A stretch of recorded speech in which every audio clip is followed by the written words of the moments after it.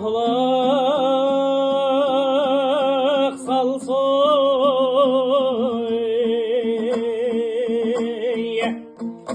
маңайым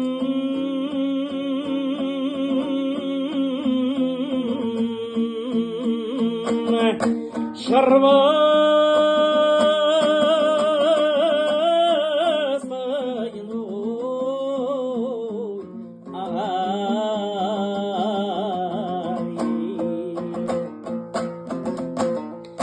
ей ықыласың қойсағыным сөйлемей қалайын бауырымды жазып барын жау ойқастатып ойнатып жүйрік аттай шабайын әкеміз жазған бітімбай орақ мамай қарабек қалауынша тыңдасаң бұрынғы өткен батырдан алдыңа ойлап салайын жүзден жүйрігі атанып ал тілімнің ішінде қайтпап еді ау талайым жүргенімде жырлап менімен сіңген ешеудің сүріндірдім талайын ей ер азамат елде бар үйрекпен аққу дуада тоғалы қамыс көлде бар ел ішінде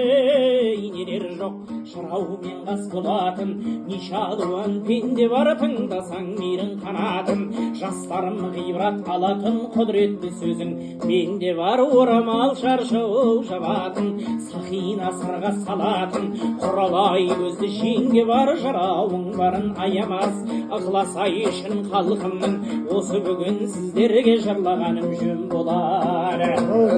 ей тіршілікте қазақ қой өлгеннен соң жігіттер жақсы мен жаман тең болар жамандықтың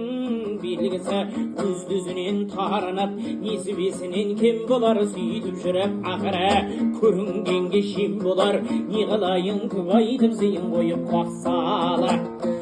сөзім шаран тілім балы жырдан шашу шашамын керегіңді теріп